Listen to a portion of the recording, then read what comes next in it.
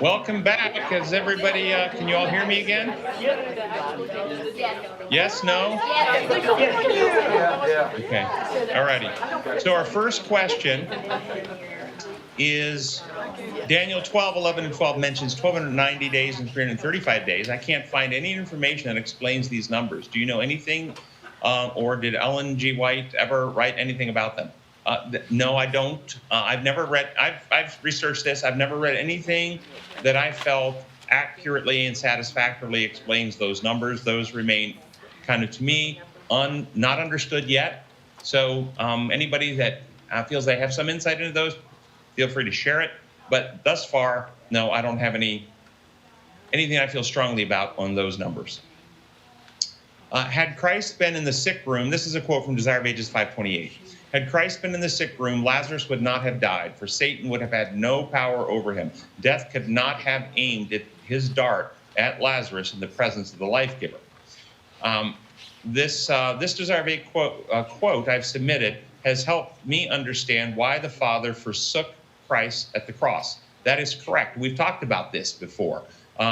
This is the reason the Father abandoned him and let him go, so that Christ could complete the mission of destroying the infection of fear and selfishness and restoring perfectly the life of love, the law of love, the spirit of love into humanity. And had the Father not let him go and stayed connected, he couldn't have died. So that's exactly right why he was abandoned. He wasn't abandoned because the Father was offended or once some type of sin record was put on him, it offended God and he couldn't look at it anymore. None of that. It was objective reality that Christ had to do this for the purpose of fixing, healing, eliminating from the human species the infection of fear and selfishness and restoring love and trust. Okay, so then it goes on to say, isn't Christ himself the life giver? Doesn't he have life in himself? If saying that the Father forsook the Son so that he could die is correct, is our understanding Christ himself the life giver? Or is it that his humanity, his life unborrowed, underived, could not keep him from dying on the cross? No, if you remember your scriptures, Jesus said, no one can take my life. I lay it down freely. This was a voluntary. Christ could have, in his own ability, chosen to stay connected, if you will, with his immortal life, and he would not have died.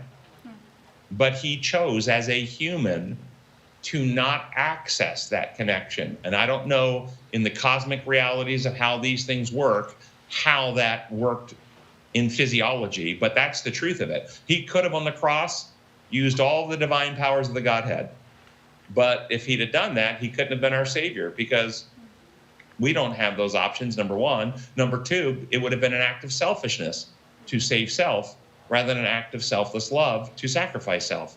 And thus, it would have not purged selfishness from humanity, and it wouldn't have resulted in his death being efficacious for our salvation. So, no, I just see that Christ as a human chose, even though he had the option. And then after he completed his mission, however, having purged the cause of death, then he rose again. Yeah. So He took his life back up again. What about the Old Testament verse that says it pleased God to crush him? Yeah, what about it? What would you like to say about that, Well, Linda? people might look at, who might say that God killed Jesus on the cross, might look at that text to say that he did. Okay, so that is a poor translation of the text. Yeah. God was pleased for the results of what the action would cause. And that, you read the text as a whole, he was satisfied. So I've given this metaphor. If you had a child dying of leukemia, what is the only thing that satisfies you? Sure. A cure. And thus he looked upon the result of the sacrifice and was pleased. So he was pleased to provide this in order to get the result, which is the healing that he wants in us. Can you explain Jacob's trust issues with God and how the growth from knowledge of God to complete unwavering trust happen? Could his childhood experience and interactions with his mother have contributed to his long and difficult journey from fear to faith? How does God help us as adults overcome such ingrained fear after giving us new hearts? Or is it choice by choice moving forward, Yeah. moving towards trust, and then in the great final struggle that we are actually given a new heart and right spirit? Okay, this is a great question. And first off, yes, childhood experiences set the foundations that we, once we become the age of accountability, have to work through, if you will, deal with, struggle through, to experience healing, transformation, salvation, maturing. Some children come into adulthood with great advantages because they were raised in ways that instilled in them. You remember Moses' mother and what she did; it significantly helped him along the way. So childhood early experiences can help or make it harder by putting in fear, confusion, falsehoods, unhealthy practices that don't work in reality because they're contrary to God's design laws, and they bring harm and suffering and pain. And that harm and suffering and pain that happens when you're violating the laws of health will alert somebody that something's wrong. And the Holy Spirit is there as the Spirit of truth to enlighten with truth. And as the person is willing to seek truth and bring the truth in their life, then they are step by step overcoming and healing and transforming. So that's the general approach. How did Jacob do this? Well, that's what you see in his life. That's what's recorded there. He suffered consequences because he practiced methods of dishonesty and didn't trust God to bring about what God promised for him. And he sought with his own manipulations to get the blessing rather than trusting God to provide the blessing. And that caused him to have to flee his home, and he never saw his mother and father again. And then he, because he was a practicer of deceit and manipulation, he had all kinds of problems with Laban for a long time. But in each of these problems, he got tricked, if you remember, by Laban into marrying Leah he didn't want. And then the whole stuff back and forth with his payment systems and so forth. But eventually, through all of this, he's learning it doesn't work.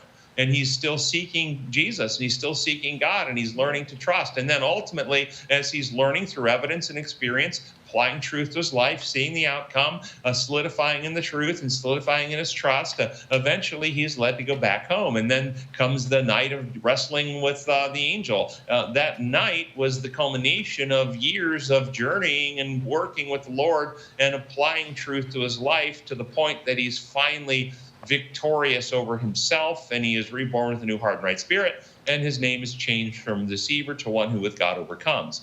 This is the journey for all converted people. Most of us can look in our life and see how even before conversion, God was working in our life to bring us discipline, to allow us to reap consequences, to bring grace, mercy, truth, and opportunities, and ultimately leading us to the point where we have that night of trouble, Peter's night where he went out and wept bitterly, David's night after confronted at Nathan, and right, Psalm 51, where we finally surrender and die to the old life, and then are indwelt with a new spirit and have a new heart attitude, and then begins the journey of maturing and growing. But that's how it happens. And then that journey is we're presented with truth in ways we can comprehend wherever we are on that journey.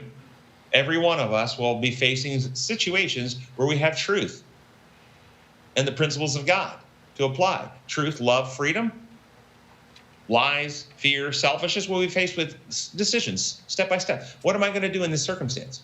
What am I going to apply to my life right now? What action am I going to take? And what am I going to believe to be true? What am I going to do in how I practice and treat other people? And as you make those choices, you're actually changing the substructures of your brain. I will actually go into this in great detail in 2 weeks in our afternoon seminar. Yeah. That embed those things into your being and change you to become more in harmony with God or more in harmony with God's enemy. But that's how it happens. How does disassociation happen in the brain? Are some people more prone to this? How long can one operate dissociated in a trauma situation? Does it have to be severe trauma, or can it be prolonged trauma induced or a situation? How does the brain come out of this state, and what are the ways we recover from being dissociated?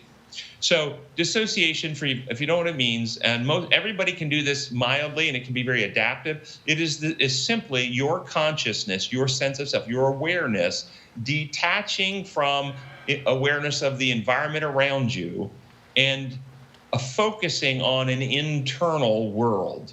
So if you have ever been in the car and you've had something very heavy on your mind, and you have been focusing in your mind, in your imagination, on the conversation you're going to have with your child when you get home, on the argument you had with your boss before you left, you're in your imagination doing something else, and you miss an exit, you miss a turn, and you look up and you realize it was 2 miles back and you didn't even see it. That's a form of dissociation. You disconnected your consciousness from awareness of the objective things that are happening around you. Okay? And so dissociation and trauma is somebody is going through something in their environment that is overwhelming to their developing sense of self's ability to manage, process, or cope with. And on some unconscious level, their individuality, their mind, uses the ability of imagination, so they escape, just like you were unaware of what was happening here, they escape into an imaginary world where they are not aware of the abuse that's happening to them. They're not processing it in real time. That doesn't mean that it's not an awareness somewhere. Just like you don't run off the road when you do this, you're still aware enough to stay on the road and not wreck your vehicle, even though you missed this. You're just not emotionally processing the trauma at this point. It's still in the mind. It's still in the memories. It's just out of your conscious awareness at that point. And then healthy therapy is helping. And so children who grow up like that, if they go through it a lot, can develop dissociation as a way of dealing with any stress. And then while that may be very adaptive for a small child who's being abused, because it would absolutely crush their forming self, so their forming self isn't crushed because all this abuse is happening over here. They're not aware of it. When they get older as an adult, if they haven't actually worked through this, then any type of stress, an argument with somebody who just says an ugly word to them, might cause them to dissociate, because they don't know how to manage emotional stress, and so they're dissociating all the time. Then it's no longer adaptive. They're just fleeing, and they're never learning mature coping skills and developing a healthy sense of self. And so what we do in therapy is we help people integrate the historical facts and emotional pains, if you will, emotional memories of the past that their child or smaller self could not handle and work through, into the adult self who has a mature way of understanding and more coping skills to work through, and it all becomes integrated in dissociation, ultimately resolved. They don't need to flee anymore. They can stay in the reality and deal with reality as it occurs. Have you heard of Liberty and Health Alliance? If so, your thoughts appears to be on the same page as Design Law. Yes, I have heard of them. And in fact, a few weeks ago, I was a participant in one of their programs about COVID, and I did a short segment with a bunch of people that is up on their channel. And we put the link to it on our Facebook page. I guess it was a couple weeks back. And I think they're really seeking. They are very strong on truth and liberty of conscience. I'm not sure if we agree on every little detail, but we would absolutely agree that we leave people free to investigate the truth and come to their own conclusion. We don't use coercive pressures to coerce conscience on people, and they are so right on that. On your program, the pastor said that Isaac was fearful of God because Abraham was going to sacrifice him. What do you think of this? This is talking about one of the Design for More programs where the chaplain said this. I think that's the chaplain's perspective, and I respect the chaplain in having that perspective. I don't come to that same conclusion. But he's free to come to it, and it's not worth arguing over. It really doesn't matter in the long scheme of things. All righty. Thank you all, and I'll see you next week. Have a good week. Thank you.